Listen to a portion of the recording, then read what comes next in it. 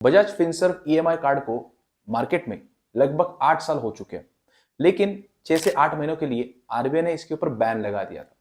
क्यों लगाया था?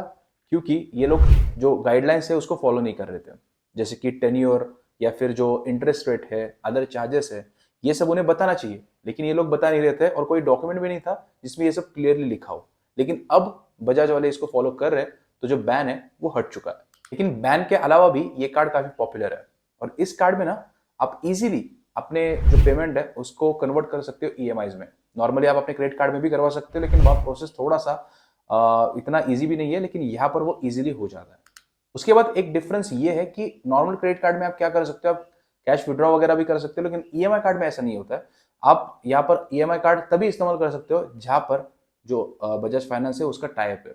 और मैं यहाँ पर 100% क्रेडिट देना चाहूंगा बजाज फाइनेंस को, क्योंकि उनका 1 लाख से ज्यादा ऑफलाइन स्टोर के साथ टाई अप है और अमेजॉन, फ्लिपकार्ट ऐसे मेजर स्टोर्स के साथ भी उनका काफी बड़ा टाई अप है। तो यहाँ पर आप इस कार्ड को अगर इस्तेमाल कर रहे हो तो बहुत ज्यादा चांसेस है कि आप इसको हर जगह इस्तेमाल कर पाओगे। अब हम लोग ना इस कार्ड की गहराई में चलते हैं। अब मान लो आप क्रोमा या फिर रिलायंस डिजिटल जाते हो और आप एक फोन लेते हो 25,000 रुपए का।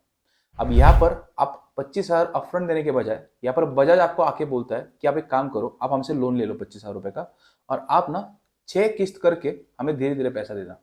यानी कि अगर हम लोग 25,000 को डिवाइड करें 6 से, तो यहाँ पर 4,167 4,167 की अमाउंट आएगी, जो कि आपको हर महीने पे करना है अगले 6 महीनों तक।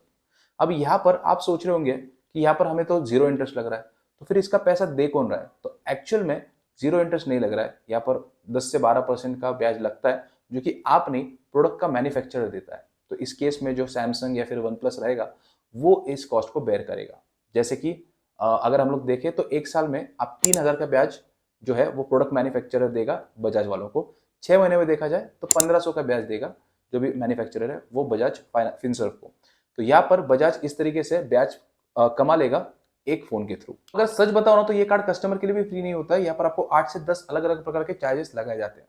जैसे कि सबसे पहले ईएमआई कार्ड एक्टिवेशन फीस लगाई जाती है 530 रुपए की। आपको एक्टिवेशन फीस लगती है 170 रुपए की, 99 प्लस जीएसटी करके कुल मिला के 117 रुपीज की। सबसे पहले आपको लगी नेटवर्क कार्ड फी, फिर आपको लगी एक्टिवेशन फी। तो ये तो हो गई 2 फीस। इसके बाद जो तीसरा है वो कि 1 साल, जिस साल भी आप पहला प्रोडक्ट अपना खरीदोगे इस कार्ड की मदद से, तो आपको 236 रुपए की फीस लगेगी, 199 प्लस जीएसटी। और अगर उसी साल फिर से आपने कोई प्रोडक्ट ईएमआई पे ले लिया तो फिर ये 236 रुपए की फी आपको नहीं लगेगी, ये साल में सिर्फ एक बार ही लगेगी। इसके अलावा जब भी आप कोई लोन लेते हो तो बजाज आपका सिविल स्कोर चेक करता है और उसके लिए वो आपको चार्जेस लगाता है 46 रुपीज की। अब जितनी बार भी आप लोगे उतनी बार ये चार्जेस लगते जाएंगे। इसके अलावा भी जब आप कार्ड को इस्तेमाल करके जब ईएमआई को कन्वर्ट करते हो तो प्रोसेसिंग चार्जेस लगते हैं, जो कि कुछ भी हो सकते हैं 99 रुपीज से लेकर 999 के बीच में। डिपेंड करता है आपके सिविल स्कोर के ऊपर, लोन अमाउंट के ऊपर या फिर एलिजिबिलिटी के ऊपर। इसके बाद जब भी आप कार्ड को अवेल करते हो तो आपको नैच साइन करना पड़ता है। नैच यानी कि आप सेविंग अकाउंट पे अपने इंस्ट्रक्शन लगा देते हो कि इस तारीख को मेरा जो ईएमआई वो ड्यू होगा और यहाँ पर ऑटोमेटिक पेमेंट हो जानी चाहिए। अब यहाँ पर ये सब लगाने के बाद अगर किसी भी कारणवश आपकी पेमेंट फेल हो जाती है तो फिर आपको यहाँ पर 500 प्लस जीएसटी का एक पेनल्टी अमाउंट भरना पड़ेगा। और नैच साइन करने के बाद मैं जो बताया था आपको कि सेविंग अकाउंट पे आप इंस्ट्रक्शन लगा देते हो कि मेरी ईएमआई इस समय ड्यू रहेगी इस तारीख को, तो ऑटोमेटिक पेमेंट हो जानी चाहिए। इसके लिए आप 99 रुपीज प्लस जीएसटी भी पे करते हो। ये तो बात हो गई कुछ रूटीन चार्जेस की। इसके अलावा भी बाकी सारे आपको बहुत सारे चार्जेस लगते हैं, जैसे कि अगर आपकी लिमिट आपको मिल गई 1 लाख की इस कार्ड के साथ और आपको बाद में ऐसा लगता है कि इस लिमिट को मुझे थोड़ा सा इंक्रीज करना है और उसके लिए आपने अप्लाई किया, तो 1 से 1.5 लाख अगर आपको लिमिट करनी है और आपने अप्लाई किया तो यहाँ पर आपको 99 प्लस जीएसटी की अमाउंट पे करनी पड़ती है। अगर आप अपने शेड्यूल ईएमआई से डिले करते हो तो आपको 40% पर एनम से ज्यादा की पेनल्टी लगेगी। और अगर आपकी ईएमआई नैच फेल होने से डिले हो जाती है तो यहाँ पर आपको 40% से ज्यादा पेनल्टी तो लगेगी ही लगेगी, उसके साथ 999 प्लस जीएसटी की एक पेनल्टी और देनी पड़ेगी। अगर आप ये बोल रहे हो कि मैं समय पर पेमेंट कर देता हूँ तो मुझे क्या ही चार्जेस लगेंगे, तो हम देखते हैं कि अगर आप अपने समय पर सारी पेमेंट्स कर भी देते हो तो आपको किस प्रकार के चार्जेस लग सकते हैं। तो जैसे कि आप स्क्रीन के ऊपर ये सारे देख रहे हो जो मैंने आपको बताया, ये सारे चार्जेस आपको यहाँ पर लगेंगे। अब देखते हैं वो बातें जो कि आपको कार्ड लेने के बाद पता लगती है। जैसे कि मुझे इनकी एक बात अच्छी नहीं लगती है, जो कि है क्रॉस सेलिंग। जब भी आप इनका कोई प्रोडक्ट लेते हो तो फिर बाद में ये आपको क्रॉस सेल करना चालू कर देते हैं, क्योंकि वो हेवीली इसी के ऊपर डिपेंडेंट है। तो और इसकी परमिशन भी हम ही लोग देते हैं। आप स्क्रीन के ऊपर देख सकते हो, ये मैंने इनके एक एग्रीमेंट से उठाया है। एक्चुअली ना हम ही लोग इनको परमिशन देते हैं अपने प्रोडक्ट्स को क्रॉस सेल करने की। आपको पता होगा कि अगर आपने कोई प्रोडक्ट ले लिया तो उसके बाद ना आपको दूसरे दिन कॉल आएगा। जैसे कि आपने फोन ले लिया तो आपको दूसरे दिन कॉल आएगा कि आप लाइफ इंश्योरेंस करवा लो, आपको अगर कुछ हो गया तो इसकी पेमेंट कौन भरेगा। तो आप सोच के थोड़ा सा प्रेशर में आके आप करवा लेते हो। फिर दूसरे दिन और एक फोन आएगा कि आपने फोन लिया है, नया फोन लिया है, तो आपको इसका इंश्योरेंस करवा लेना चाहिए। सिर्फ 100 रुपए हर महीना भरना है। अगर कल को कुछ हो जाता है तो आपकी ईएमआई भरने में आपको मदद मिलेगी। तो आप ये सोचते हो कि ठीक है 100 रुपए महीना भरना है तो ठीक है। उसके बाद फिर से आपको कॉल आएगा और ऐसे कॉल आते ही रहेंगे। तो एक दिन ना आप परेशान हो जाओगे। तो ये बात मुझे इनकी अच्छी नहीं लगती कि बहुत ज्यादा क्रॉस सेलिंग करते हैं। कुछ लोगों ने इतने कंप्लेंट डाले कि इनका कहना है, कुछ लोगों का कहना है कि बिना पूछे ही इनका इंश्योरेंस करवा लिया गया और अकाउंट से पैसे काट लिए गए। और ऐसे 10,000 से ज्यादा लोग कंप्लेंट डाल चुके हैं। हमें पता नहीं है कितना सच है कितना झूठ है, लेकिन माउथशट.com पे रेटिंग काफी खराब है और 10,000 से ज्यादा लोगों की कंप्लेंट है। अपना फाइनल वर्डिक्ट देने से पहले हम लोग ये देखते हैं कि आप इस कार्ड के लिए अप्लाई कैसे करते हो।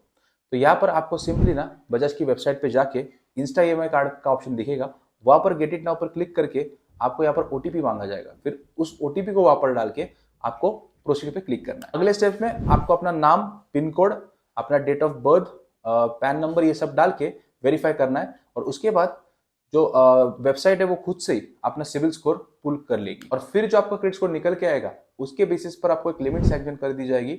जहां पर इस केस में आप देख सकते हो कि यहाँ पर 1 लाख की लिमिट हमें सैंक्शन कर दी गई है। और अब आपका कार्ड फाइनल अभी भी हुआ नहीं है। आपको यहाँ पर 3 प्रोसेस करने पड़ेंगे। सबसे पहले केवाईसी वेरिफिकेशन करना पड़ेगा, फीस पेमेंट करनी पड़ेगी और उसके बाद मैंडेट सेट करना पड़ेगा। केवाईसी करने के लिए यहाँ पर आपको प्रोसीड फॉर वेरिफिकेशन पे क्लिक कर देना है और यहाँ पर आपके ऑटोमेटिकली आपको आधार डिटेल्स मिल जाएंगे। बस आपको यहाँ पर कंफर्म कर देना है। अब नेक्स्ट स्टेप में आपको इस कार्ड के लिए 1 टाइम पेमेंट करना पड़ेगा और यहाँ पर आपको नीचे प्रोसीड फॉर पेमेंट का ऑप्शन दिख रहा है, वहां पर क्लिक करके क्रेडिट कार्ड, डेबिट कार्ड, जो भी आपको ऑप्शंस मिल रहे हैं, यूपीआई, गूगल पे, उसके थ्रू आप पेमेंट आपको यहाँ पर कर देना है। फीस पे करने के बाद आपको यहाँ पर ई मैंडेट के लिए रजिस्टर करना पड़ेगा। तो आप यहाँ पर नीचे ऑप्शन आपको दिख रहा होगा एक्टिवेट नाउ का, यहाँ पर आपको क्लिक करना है। करते कुछ ऐसे स्क्रीन आपकी दिखाई देगी। यहाँ पर आपको मैंडेट के ऊपर यहाँ पर आपको जो भी बैंक का आपका सेविंग अकाउंट या फिर करंट अकाउंट है उसकी सारी डिटेल्स भरनी पड़ेंगी। और उसके बाद जैसे ही आप प्रोसीड पर क्लिक करोगे तो आपको क्रिएट मैंडेट का फॉर्म दिखाई देगा। उसको आपको वेरीफाई करना है किसी भी आपके एक ऑप्शन के साथ, डेबिट कार्ड, क्रेडिट कार्ड या फिर यूपीआई के थ्रू। और जैसे ही वो आप करोगे तो यहाँ पर आपका कार्ड रेडी टू यूज हो जाएगा। अब फाइनल आपको कार्ड ये लेना चाहिए या नहीं लेना चाहिए, इससे पहले मैं आपको एक चीज बताना चाहता हूँ कि ये सारी इन्फॉर्मेशन जमा करके आप तक पहुंचाने में बहुत सारी हमारी मेहनत लगती है। तो अगर आपको वीडियो दिल से पसंद आया तो please this is the best video on Bajaj Finserv EMI card, ये हमें कमेंट्स में जरूर लिखना, क्योंकि ये अगर आप लिखोगे तो हमारी मेहनत सक्सेसफुल हो जाएगी और हमें और मोटिवेशन मिलेगा आप तक ऐसे ही वीडियो पहुंचाने में। देखते कि आपको इस कार्ड को लेना चाहिए या नहीं लेना चाहिए। तो अगर आप नो कॉस्ट ईएमआई को 3 से 4 बार साल में इस्तेमाल करते हो और आपका एवरेज टिकट साइज 10 से 15 हज़ार का भी रहता है तो फिर आपके लिए कार्ड लेना सेंस बनाता है। और उसके साथ आप समय पर पेमेंट भी करते हो या नहीं ये भी देख लेना। अगर आप समय पर पेमेंट करते हो और एवरेज टिकट साइज 10 से 15 हज़ार का भी एवरेज रहता है और आप 3 से 4 बार इस साल में इस कार्ड को यूज करते हो तो फिर इस कार्ड के साथ आप आगे बढ़ सकते हो। नहीं तो अगर आप साल में इसको सिर्फ एक ही बार इस्तेमाल करने वाले हो और समय पर पेमेंट भी नहीं करने वाले हो तो यहाँ पर दिक्कत हो जाएगी।